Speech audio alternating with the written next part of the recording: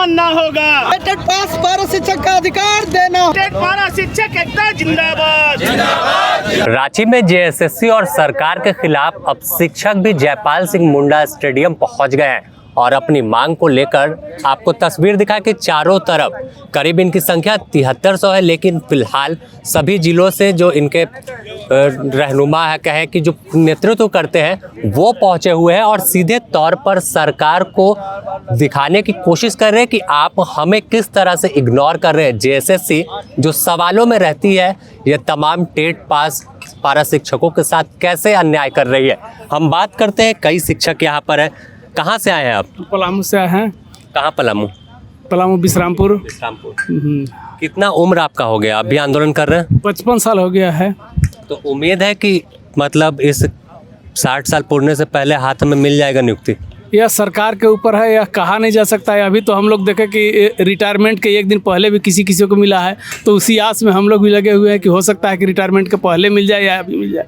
हम लोग 16 से जेटेट पास होकर के अभी किए हैं। अभी सुप्रीम कोर्ट का भी आदेश आया कि इन लोग को समायोजन किया जाए। बहुत लोगों का ऐसा किया कि डिवी करा लिया, इसके बाद संशोधन से भी बाहर कर दिया फाइनल लिस्ट में। इसलिए उन लोगों से क्या कहा जाए, सरकार जो भी एग्ज़ाम ले या जो भी के पारदर्शिता के साथ अगर करे तो यहाँ किसी प्रकार कोई गड़बड़ी नहीं होगी। लेकिन प्रतिशत नहीं रहने के कारण किसी को नॉर्मलाइजेशन के चलते हटा दिया जाता है, तो किसी को कहा जाता है कि कुछ किया जाता है। अभी जब एक बहाली भी निकली है, उसमें ओबीसी का 0 कर दिया गया, जबकि अभी जितने भी बचे हुए हैं सिर्फ ओबीसी का बचे हुए हैं। एससी एसटी का कोई सीट बचा हुआ नहीं है, सब पास हैं। जनरल का कोई सीट बचा हुआ नहीं है और ओबीसी को जनरल कैटेगरी में जाया नहीं जा रहा है।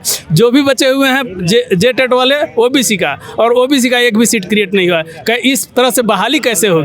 अगर 1-2 अगर जनरल में जाते भी हैं तो सीट सिर्फ नाम मात्र के लिए होगा, वो भी साल भर या 2 साल के बाद वो लोग सब रिटायर कर जाएंगे। अब हम लोग क्या कर सकते हैं? आखिर क्या लगता है, क्यों हर बार कोई भी परीक्षा हो, चाहे जेटेट की हो या जेएसएससी जेपीएससी की अन्य परीक्षा, सीजीएल की बात कर ले, उत्पाद सिपाही की बात, झारखंड में ही ऐसा क्यों हो रहा है? यहाँ सभी सीटें बिक जाती है। बिकने के कारण ही मूल्य जो छात्र हैं उनको वंचित रह जाते हैं, चाहे बाहर के वासी हों या पैसे पूंजीपति वाले वर्ग। क्या कहेंगे आप लोग? तमाम लोग हर बार पहुंचते हैं लेकिन कुछ रास्ता नहीं निकल रहा है। 2013 से के पास कोई ठोस नीति नहीं है, एकदम बिल्कुल निकम्मी है। जो हम लोग सोच के सरकार को बनाए थे, मतलब वो एक निराशा ही हाथ लगा। तो इसमें सरकार का जो भी है, सरकारी की वजह से ऐसा हो रहा है। सरकार अगर चाहती तो हम लोग को भटकना नहीं पड़ता। उम्मीद अब आप लोगों को है कि मतलब नियुक्ति मिलेगा पारा शिक्षक से सहायक आचार्य या फिर अन्य जो वैकेंसी शिक्षक की निकलेगी उसमें आप लोगों को? जब तक नीति सरकार की नीति ठीक नहीं होगी तब तक तो उम्मीद नहीं है।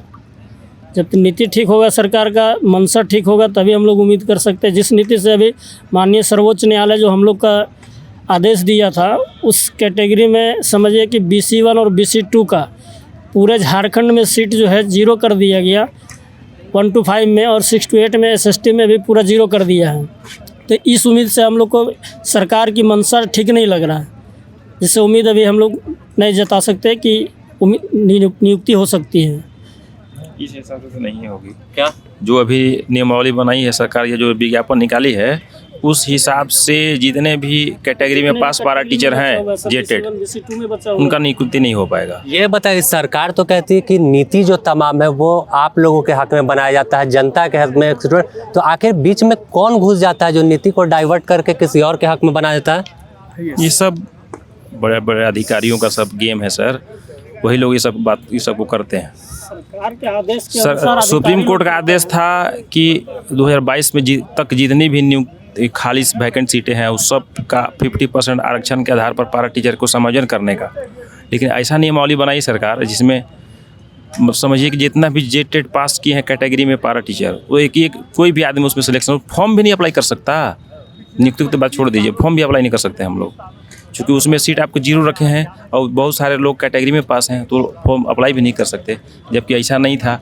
अभी देखिए जो जेटेट नियुक्ति अभी जो 2023 में हो रहा है, उसमें हम लोग का रिजल्ट भी आया था, लेकिन उसके बाद एक प्रदीप कुमार जजमेंट लगा करके हम लोग को संशोधन से बाहर कर दिया गया। हम लोग को पहले वाले रिजल्ट में रिजल्ट था, फिर उसके बाद संशोधित करने के लिए एक प्रदीप कुमार जजमेंट है, उसको लगा करके हम लोग को बाहर कर दिया गया, ये कहते हुए कि आप लोग कैटेगरी में पास हैं तो आप लोग जनरल में क्वालिफाई नहीं कर सकते। तो हम लोग का नंबर है जनरल में क्वालिफाई करने का, लेकिन हम लोग को जाने नहीं दिया जा रहा है। एक प्रदीप कुमार जजमेंट उसको लायक हम लोग को बाहर कर दिया गया, इसलिए हम लोग आज यहाँ तक पहुँचे हैं। तो देखिए आंदोलन, और अगर इनकी हम बात कर ले तो उम्र भी अब 5 साल इनको बचा नौकरी का, तो उम्मीद में है कि शायद आखिरी समय में एक टैग लगे।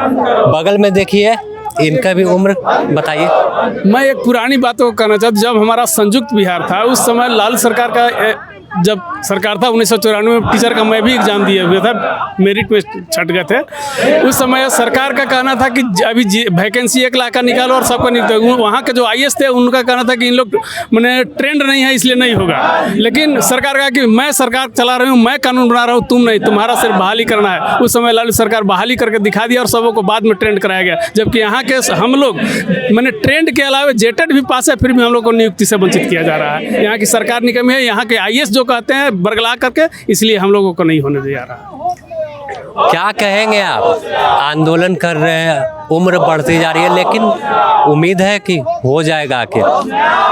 यही उम्मीद के तो साथ यहाँ आए हैं कि आज न कल नियुक्ति मिल जाए।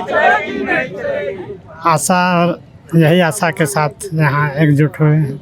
अच्छा, कभी पारा टीचर लोग पर लाठी चल जाता है, कभी आप लोग ऐसे धूप में आसमान के नीचे बैठे रहते हैं, पानी हो जाएगा तो अभी कहीं छुपने का जगह नहीं। स्कूल में भी आप लोग पढ़ाते हैं और एक ही स्कूल में 2 तरह के टीचर रहते हैं, एक जो परमानेंट, उनको अलग सैलरी, और एक सहायक आचार्य भी है।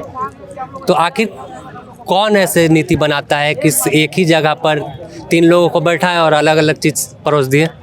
ये तो सरकार की नीति है। सरकार चाह ही नहीं रही कि पारा टीचर का कल्याण हो। वो अपना 20 से 25 साल का समय दे के बच्चों को पढ़ाते इतना समय बिता दिया। अब हम लोग का उम्र बहुत हो चुका है। हमारे स्कूल में ही 2 तरह का टीचर है, एक सहायक आचार्य है, एक पारा टीचर है। उसकी सैलरी 50,000 है, हमारी सैलरी 20,000 है। तो बस यही उम्मीद पर बैठे हुए हैं कि सरकार कुछ करे। आज 25 साल हो गया आंदोलन करते हुए। अपने स्कूल को मैंने बना दिया, लेकिन अपनी भविष्य को नहीं बना पाया। आज मुझे महसूस हो रहा है कि हमारी नौकरी होनी चाहिए। सरकार के हर नियम को पालन किया। मैंने 2013 में टेट पास किया, 16 में टेट पास किया, उसके बाद सहायक आचार्य पास किया। सरकार की जितनी मापदंड थी सब में मैंने खरा उतरा और हमारे साथी लोग भी खरा उतरा। लेकिन सरकार की मंशा सही नहीं है। वो कहीं न कहीं हम लोग के बीच छलने का काम कर रही है। वो चाह नहीं रही कि पारा टीचर का कल्याण हो, और इसी के चलते हम लोग आज स्टेडियम में बैठे हुए हैं कि अंतिम क्षण में भी कुछ हो जाए, जिससे हमारा परिवार, हमारे बाल बच्चा का कल्याण हो। यही कहना चाहूँ। धन्यवाद। तो देखिए यही उम्मीद, और उम्मीद के आस में बैठे हैं कि शायद कोई आएगा और इनके तमाम मुद्दों पर सिर्फ वो बात नहीं बल्कि उसे धरातल पर उतारेगा, कैबिनेट से मंजूरी देगा और एक ऐसी नीति बनाएगा जिससे इनकी उम्र ख़त्म ना हो, क्योंकि 5 साल बचा, इनके बगल में 10 साल है और इधर भी कई ऐसे लोग हैं जिनकी उम्र अब रिटायरमेंट की ओर बढ़ रही है, लेकिन पढ़ाते तो हैं। और एक ही स्कूल में 3 तरह के शिक्षक हैं, तो अलग अलग तरीके से कहीं ना कहीं पारा शिक्षक के तमाम मुद्दों को फंसाकर सरकार रखना चाहती है कि शायद इसी मुद्दे पर अगले बार फिर चुनाव में उतरेंगे और बताएंगे कि अबरी सरकार में आए तो सॉल्व होगा। लेकिन अब सब्र का बांध तमाम शिक्षकों का टूट रहा है और यहाँ खुले आसमान के नीचे जयपाल सिंह मुंडा स्टेडियम में बैठकर सवाल पूछ रहे हैं कि कब तक इनके साथ ऐसा खेल होता रहेगा। बने रहे द न्यूज़ पोस्ट के साथ, अपने सहयोगी आयुष के साथ। Sameer, the news post, Ranchi.